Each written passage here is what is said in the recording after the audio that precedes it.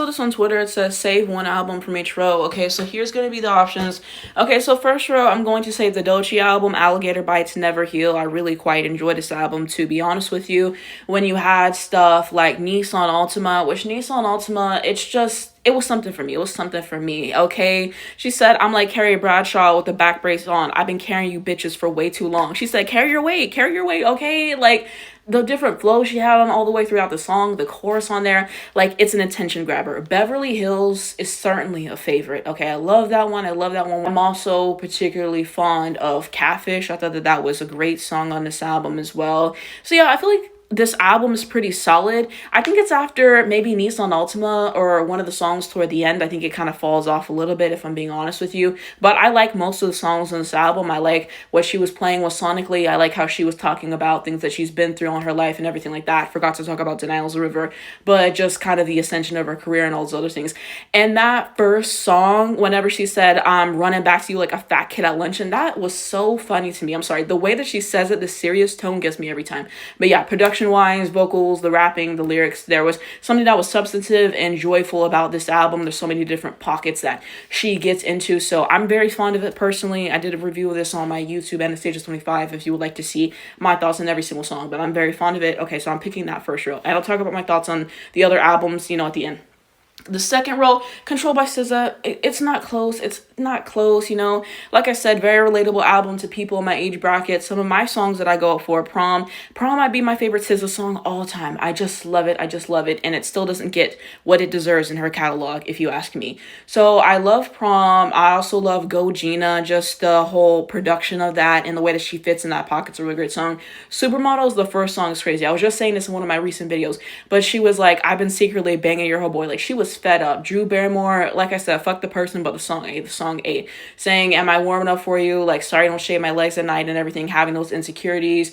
20-something, again, relatable for someone in my age bracket. I'm 24 for reference. So you have moments like that too. Like I said, I don't care for Doves in the Wind. I never have. Love Galore, the alternate version, was better. So there's some songs I don't really go up for, but most of the songs in this album are really good. Broken Clocks, I forgot to talk about that song. I love Broken Clocks. So yeah, this album, it was everything. It still is. I think it was great for that year. And yeah, SZA, just generational artist. I love SZA. Okay. And then the last row, I'm going to pick Lemonade. It's the only album I've heard out of this last row. So in a sense, it kind of is cheating. But I'm not listening to Melanie Martinez because she's fucking weird and has allegations. And no. Every time people try to mention her to me, I'm like, get that away. I'm so sorry. Like, she keeps pissing me off with all these allegations and the way that she dresses up. And like so many things she does piss me off. But that's beside the point. And then I haven't heard The Weeknd because I don't think I've ever heard a full Weeknd album. Okay, so I'm cheating kind of by picking Beyonce. But whatever. This album was too good. Good. Love Drop was a great song on this album. Daddy Lessons is probably the best song on the album to me. Sandcastles, a lot of people hate it. One of my friends said it sounded like slavery music, and you ain't shit for that. But I love Sandcastles. I've loved it since the day that I've heard it. When I found out other people didn't like it, it was a little bit upsetting to me, but then I don't give a fuck because she released a song and I enjoyed it, okay? So you have to give some love to what she was able to do there. Sorry, yeah, she was fed up, okay? That bridge on the song, yeah, Sorry was generational.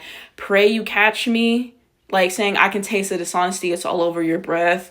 Yeah, there's a lot of different moods on this album, and it gives you a great arc. All Night was great. Formation should not have been on this album. I think a lot of us can agree on that. Cohesively, sonically, it just doesn't work. It should have just been a standalone single, because All Night was a great ender, and then Formation just hits you out of nowhere. And I like Formation, but it should have been on the album. But yeah, I'm very fond of that. Okay, so those would be the ones that I save. Now, some thoughts on the other albums in, this whole column moment, whatever. I like Positions, Ariana Grande. Deluxe was good. Test Drive, it fed me. I really enjoyed Test Drive, Worst Behavior. Those are some of the deluxe songs on the standard edition. I love Positions, a song. Okay, yeah, that might be my favorite Ariana Grande lead single still. I just love that song, okay? That vocal layering that she was doing at the end. And yeah, I remember that song coming out around my birthday. I had the Position shirt and I lost it because I moved, and I'm still mad about it to this day. If anybody knows where I can get a good version of that shirt, please share that with me, okay? Because the fact that I lost that, it makes me so upset. You don't even understand. I miss that shirt every single day. Okay. But, I really enjoyed that song. Shut Up as an opener. It does not get enough. One of Ariana Grande's best openers. Okay. Just Like Magic was really good on this album too. So I'm fond of this album. It's a top 3 Ariana Grande album. Brat by Charlie XCX.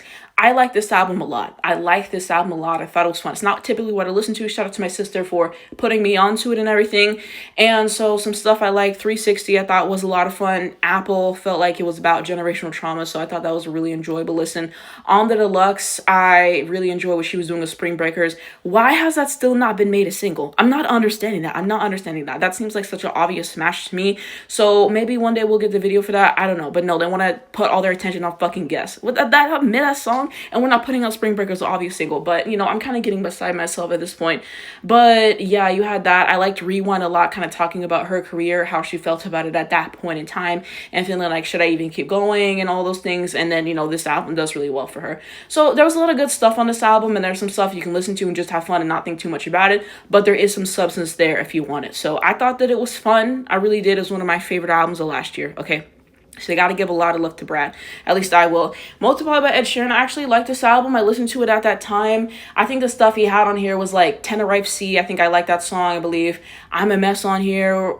So I'd like that. This was the same album that I think had Thinking Out Loud on here as well. So there was some good stuff on it. I have not listened to this or Ed Sheeran's music in years. He just got too bland for me, but I remember enjoying it at the time. So I'll give him, you know, his 4s right here. And then this Justice album, I stopped listening to Justin Bieber after Purpose. That was excellent. And then he started getting into controversies and doing too much. And after that, I let him go. And then he had an embarrassment releasing Yummy, and then he released this album. And so yeah, I haven't heard it. I don't plan to hear it. I'm keeping Justin Purpose and back. I'm not going for it. I'm not going for it. We gotta let it go. And so yeah, those are my thoughts on the albums that I've heard. But let me know what you guys think down below. Which album would you say for me, Tro? And we can continue that conversation. If you enjoyed this video, you can like it on TikTok or on YouTube.